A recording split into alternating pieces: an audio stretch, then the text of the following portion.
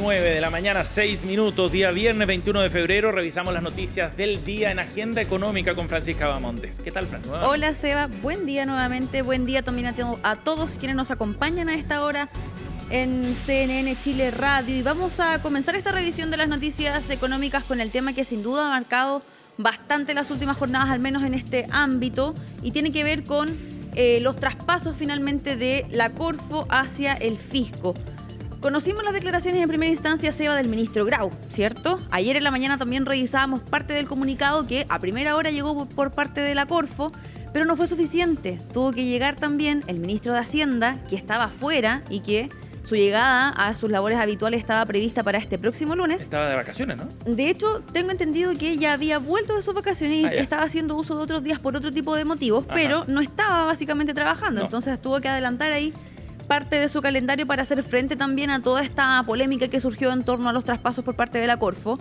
Y acá lo que se hizo, al menos por parte, o lo que se intentó también más bien hacer por parte del Ministerio de Hacienda, es contener un poco esta situación.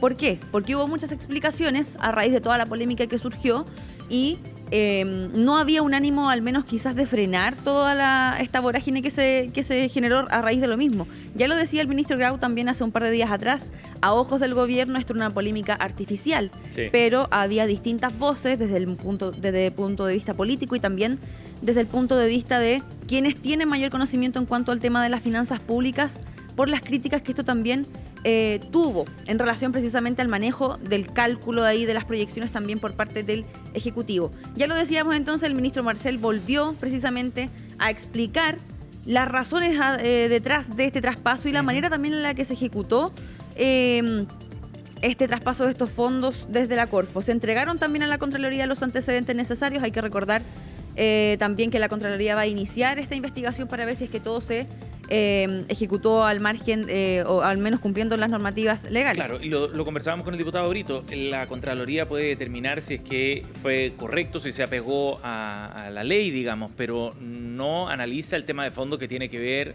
con la discusión financiera detrás. De todas maneras, ese es el punto que también hacían ahí distintas autoridades durante la jornada de este jueves, pero de todas maneras el ministro Marcel estaba bastante tranquilo en relación al menos a ese punto, porque él decía, ellos son una institución autónoma, ellos van a también a dar su punto de vista en relación a cómo se ejecutó este traspaso, y él decía también, una institución independiente que va a dar esta opinión técnica alejada de las coyunturas políticas, haciendo el punto también de que estamos en un año electoral y también atribuyendo quizás un poco el ánimo de la crítica a ese plano, ¿no? Ánimos alterados por ser un año electoral, señalaban también. Reacciones destempladas por parte de la oposición también era lo que decía el secretario de la cartera de Hacienda en relación a este punto. Acá también el ministro se tomó un tiempo bastante extenso para explicar a los distintos periodistas a los que se fueron convocados también un punto de prensa durante la jornada de este jueves para explicar parte de la normativa por la que se rige la Corfo, esta corporación, también la situación que se originó a raíz de los excedentes por el litio, que básicamente a voz del gobierno es parte de la justificación principal dentro de estos traspasos.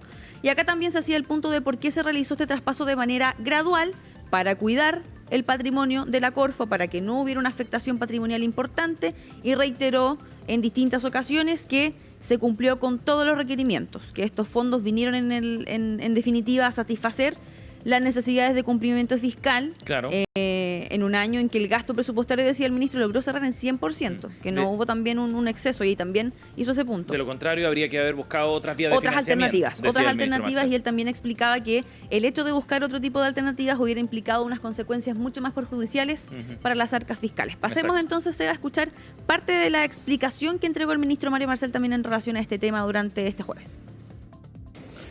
En cuanto al destino de los recursos, al traspasarse al Tesoro Público, estos permitieron financiar las prioridades de gasto de ese año, incluyendo las de seguridad pública, salud, vivienda, educación, entre otras, todo ello dentro del marco de gastos aprobado para el año. De esta manera, junto con permitir el pleno cumplimiento de las metas fiscales del 2023, estas operaciones fueron ampliamente convenientes para el sector público, como un todo, porque permitieron evitar elevar el endeudamiento, evitar aumentar el pago de intereses y evitar un deterioro en el patrimonio fiscal.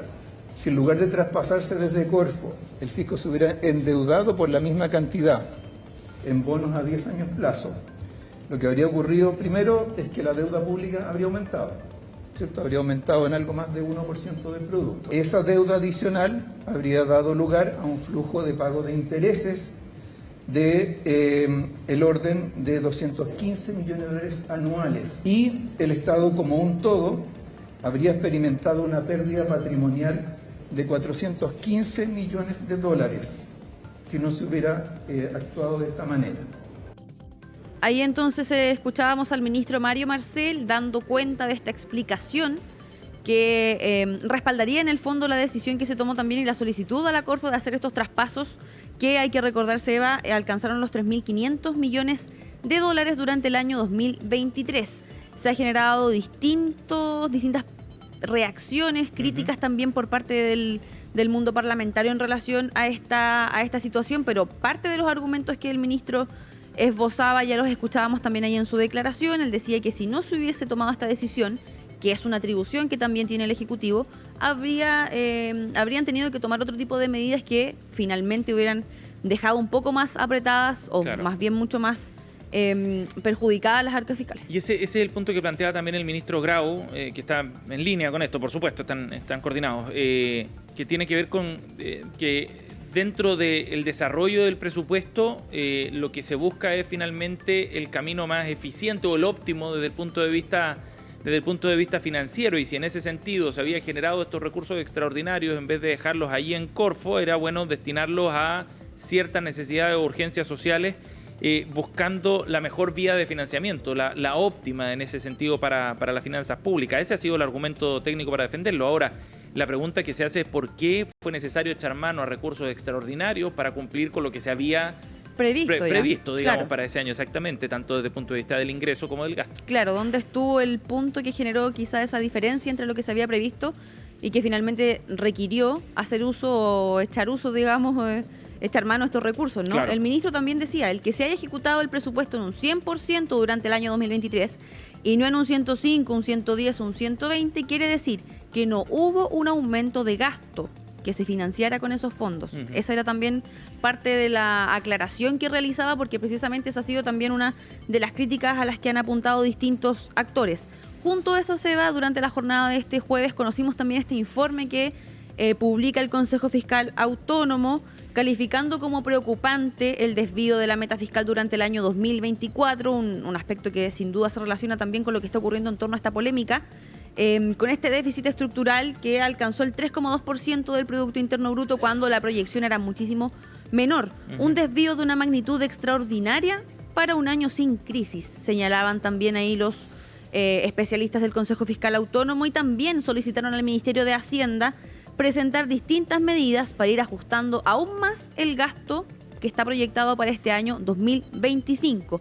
Acá decían también entonces, en este informe el Consejo Fiscal Autónomo, Seba, entrega esta visión, esta advertencia también de la preocupación en torno a esta situación, claro, pero al mismo tiempo entrega precisamente ciertas medidas de mitigación, un poco parecido a lo que hizo cuando entregó el informe en relación a la reforma previsional. Recorte de gasto. Exactamente. Eso es lo que sugiere en primera instancia, y otro tipo de modificaciones que tienen que ver con otros puntos más específicos. Pero lo grueso es hacer ajustes aún más grandes de los que ya se tenían contemplados. Hay que recordar que la DIPRES de todas maneras ya estaba trabajando en eso. El ministro también lo dijo en su momento, que se estaba haciendo la revisión de distintas medidas en las que se pudiera hacer algún tipo de ajuste precisamente para cumplir con esta situación. Acá, por cierto, el ministro decía, estamos conscientes de la importancia, de la urgencia de corregir estos desbalances, pero para los cálculos definitivos que se busca hacer, aún quedan distintos puntos por conocer. Uno de ellos, por ejemplo, es el informe de cuentas nacionales, que lo vamos a conocer en marzo. Hay cifras más consolidadas que sin duda van a permitir hacer el cálculo un poco más definitivo. Y también otro tipo de documentos y otras cifras que también vamos a conocer los próximos días. Vamos a tratar de adelantar algunos días la presentación del informe de finanzas públicas del primer trimestre del año 2025, decía también el ministro Mario Marcel, para ir respondiendo precisamente a las medidas, o más bien dando a conocer cuáles son las medidas que finalmente se van a tomar en torno a este punto. Antes de seguir revisando esta información, Seba, te invito a que pasemos a revisar otra declaración del ministro Mario Marcel, quien fue consultado también por el rol de la directora de presupuestos, Javiera Martínez. Hay muchas personas que también dentro de estos días han criticado nuevamente el rol de cómo se han hecho también estas proyecciones en torno a las finanzas públicas. Pasemos a revisar qué es lo que dijo el secretario de Estado en relación a su figura. Yo diría que en este caso se está pidiendo la salida del director de presupuesto por hacer lo correcto. Entonces es un poco contradictorio una cosa con la otra. La directora, como lo reflejó en su intervención ahora, lo que ha estado, o sea, tanto durante todos los últimos meses del 2024 como ahora los primeros meses del 2025, hemos estado trabajando sistemáticamente en identificar dónde están las debilidades de nuestro cálculo de ingresos, cómo mejorarlo. Nos estamos haciendo cargo de temas que se habían arrastrado inercialmente durante mucho tiempo. Y en este momento la persona mejor preparada para enfrentar este escenario e implementar las decisiones que hay que implementar es la propia directora. Reafirma entonces su respaldo a la directora de presupuestos, el ministro Mario Marcel, en torno a estas polémica que ha surgido también, por una parte, en relación a los cálculos que se hicieron en su momento también sobre las finanzas públicas y también, por cierto, dentro de este contexto de la explicación de estos traspasos billonarios por parte de la Corfo también al fisco. Para seguir ahondando, Seba, en este tema, vamos a tomar contacto de inmediato con el diputado de la UDI, Felipe Donoso, quien también integra la Comisión de Hacienda. Diputado, ya lo vemos en pantalla. Muchas gracias por acompañarnos a esta hora acá en CNN Chile Radio. Buen día. Hola, diputado, bienvenido. Hola, Sebastián, hola, Francisca, muy buenos días a usted y a las personas que nos escuchan esta hora. Diputado, ¿qué le parece la explicación que entrega el ministro Mario Marcel en torno también a esta polémica que se ha generado por estos traspasos? Bueno, creo que el ministro Mario Marcel no entrega ningún antecedente nuevo, más allá de hacer una defensa a la directora de presupuesto. Él repite lo que se había dicho ya durante un par de días con respecto a los retiros de Corfo. Lo que se omite o no se quiere explicar es por qué esto pasa el año 2023, en que se utilizan los recursos de Corfo o los recursos del litio, y no los recursos del litio del 2023, del 2023 y 2022, porque por algo se guardaron en el 2022, se podían guardar. Luego, el 2023, en la misma discusión presupuestaria, se le acorta la posibilidad de endeudamiento porque Chile estaba gastando más de lo que producía.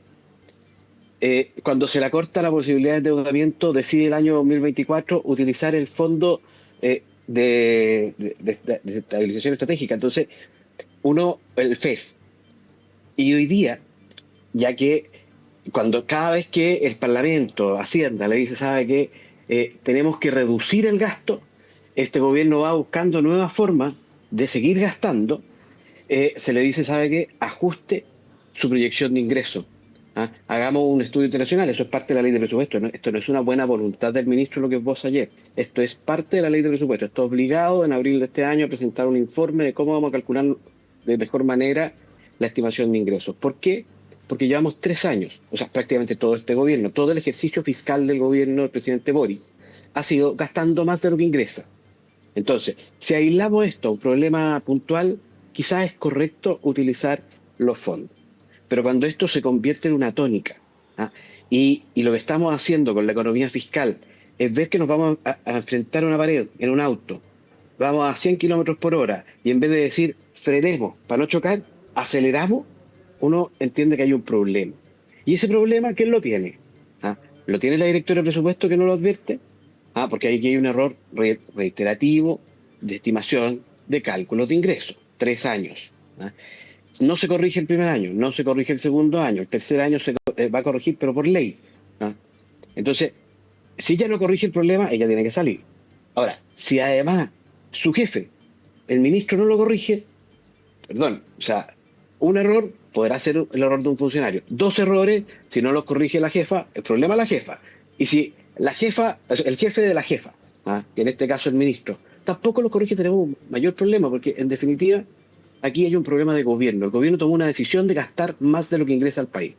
Y eso es un grave daño al patrimonio fiscal. Y eso es lo que está obligado a corregir el ministro. Este no es un problema puntual de haber utilizado los recursos del litio, que le doy otro ejemplo en la historia.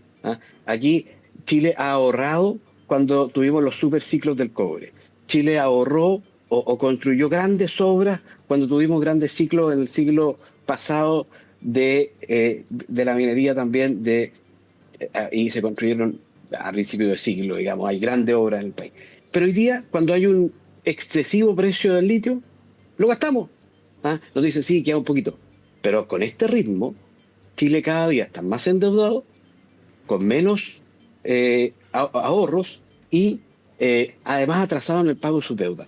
O sea, porque eso pasó a fin de año, no lo podremos desconocer, lo alegaban todos los ¿Diputado? Proveedores de distintas regiones del país. Ahora, diputado Donoso, ayer el ministro Marcel explicaba que esta había sido la decisión correcta desde el punto de vista de las finanzas públicas, porque de lo contrario, si no se hubiera hecho este traspaso de esos recursos extraordinarios que se generaron en el litio por cerca de 1.500 millones de dólares, el Estado hubiera tenido que endeudarse para poder financiar el gasto público comprometido en ese año. Y eso hubiera significado aumentar la deuda en cerca de un punto, generar intereses por más de 215 millones de dólares y luego una pérdida patrimonial también para el Estado. O sea, hacían las matemáticas, por decirlo en simple, y el mejor camino era echar mano a esos recursos extraordinarios. ¿Qué le parece esa explicación bien técnica y precisa que da el ministro Marcel? Esa explicación es la explicación de noviembre. La explicación en julio, cuando él ya sabe que está recibiendo menos ingresos y que tiene un gasto más alto que sus ingresos, es reducir el gasto. Si lo que no hace este gobierno es reducir el gasto, lo que sigue haciendo es contratando 100.000 personas. Lo que hizo ese mismo año fue lanzar el gas a precios justos. Sí, el gas más caro de Chile. Daba lo mismo. Chile tenía de dónde sacar mano, podíamos endeudarlo, así que endeudémoslo para cumplir nuestras necesidades de campaña. Este es un gobierno que ha estado constantemente en campaña y no trabajando para Chile. Y un gobierno en campaña lamentablemente toma decisiones de acelerar cuando no tiene ingresos y ve que viene la pared al frente y le da lo mismo. Vamos a chocar. Esta cuenta de ahorro que tenía el Estado de Chile históricamente, de ser un Estado sólido, con poco endeudamiento, con recursos, la está perdiendo. Y no producto de una pandemia o un terremoto, que era lo que recurre el ministro Marcel constantemente a decir el gobierno anterior. No hay pandemia ni terremoto, no hay estallido social. Esto es una decisión política de gastar más de lo que ingresa, no reducir el gasto, no apretar las finanzas públicas. Es decir, la decisión correcta no es cómo obtengo más plata, la decisión correcta es cómo gasto menos para mantener la sanidad fiscal de Chile. Son las 9 de la mañana con 24 minutos. Conversamos a esta hora con Felipe Donoso, diputado de la UDI, integrante también de la Comisión de Hacienda de la Cámara de Diputados. Diputado, ha dicho el ministro Marcel, también gran parte del equipo que trabaja con él, que se está trabajando en hacer precisamente estas reducciones, en ajustar el gasto, porque son distintas las voces que también han sugerido realizar eso, al menos para lo que queda también del año 2025. A su juicio, ¿en qué puntos se debería también hacer este tipo de ajustes? ¿En qué tipo de políticas o de programas que actualmente estén en curso?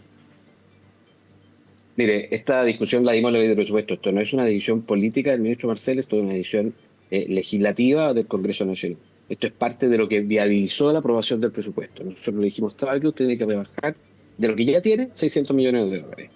Pero como no podíamos determinar, porque no estaban los equipos técnicos en el Congreso para eso, cuáles son los ingresos de Chile, porque eso normalmente lo hacía bien la DIPRES. Ese es el problema. Aquí lo dejó de hacer bien la DIPRES.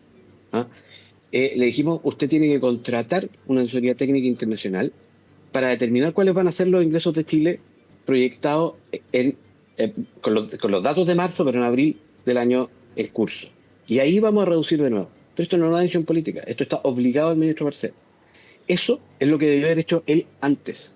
Si no puede ser que sigan gastando mal la plata, que sigan gastando excesivamente y que no tomen la decisión de la decisión correcta. Si uno, mire, yo tengo gran confianza en el ministro Marcel en sus capacidades técnicas, tiene gran experiencia, pero tiene que aplicarla.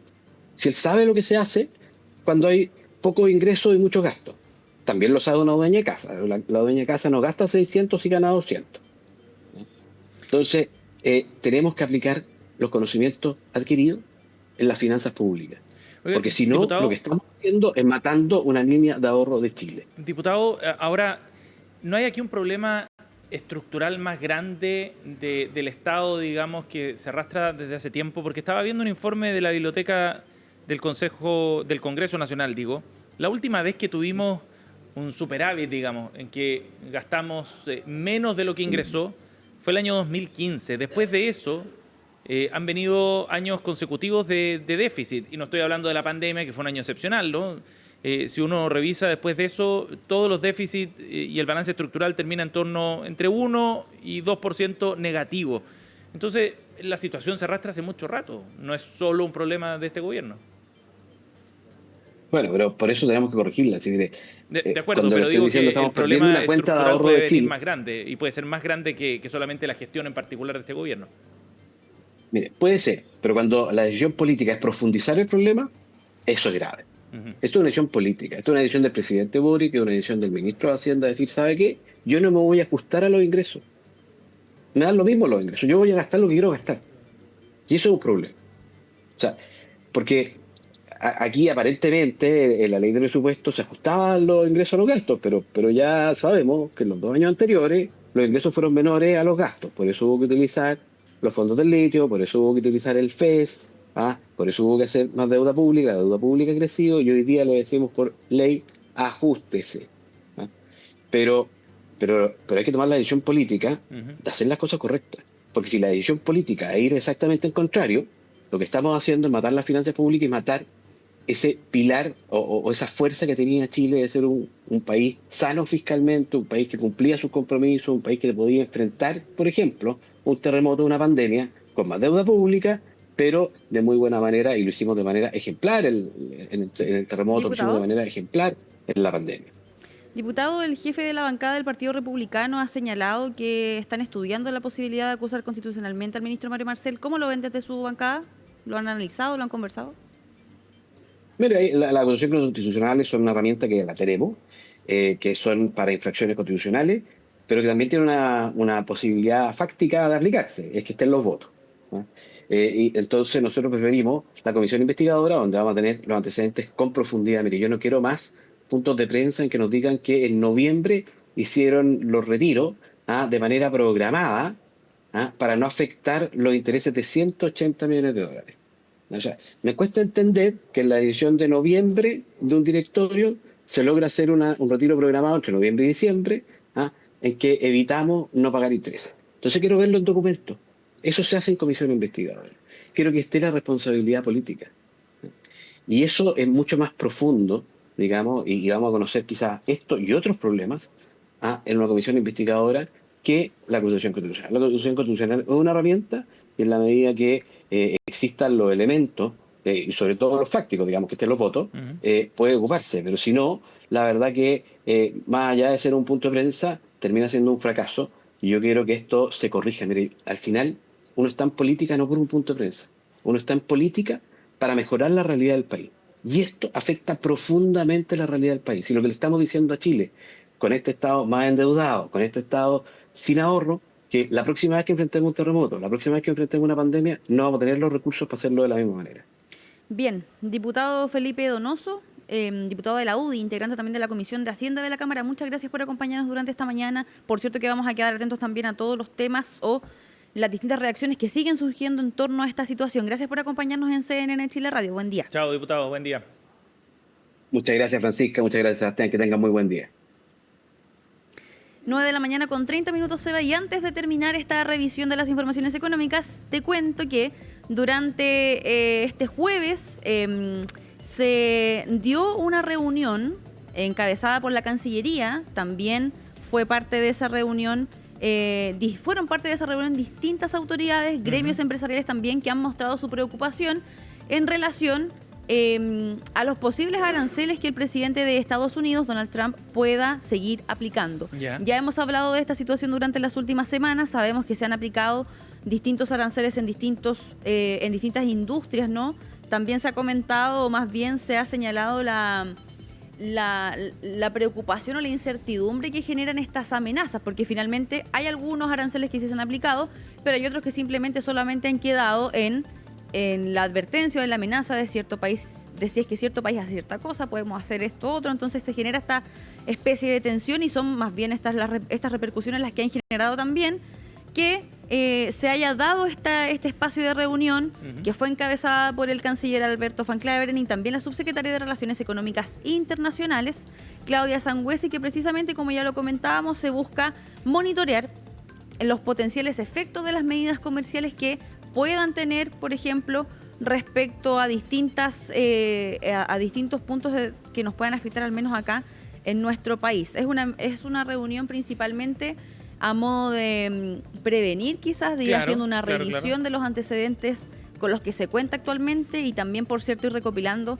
antecedentes a medida que se van conociendo otro tipo de imposición de tasas arancelarias por parte del país estadounidense SEBA. Participaron de esta instancia representantes de la CPC, por ejemplo, de la SOFOFA, también algunas autoridades como Juan Gabriel Valdés, embajador de Chile en Estados Unidos, también Andrea Tocman, economista jefe de Quiñenco, entre otros actores también y representantes del mundo privado, para ir haciendo este análisis y esta revisión también de esta situación. Claro, y una proyección de un escenario que parece va a cambiar drásticamente a nivel internacional, ¿no? No se trata de un hecho puntual, sino más bien de una tendencia de lo que quiere hacer Donald Trump, reconfigurando de alguna manera el comercio global.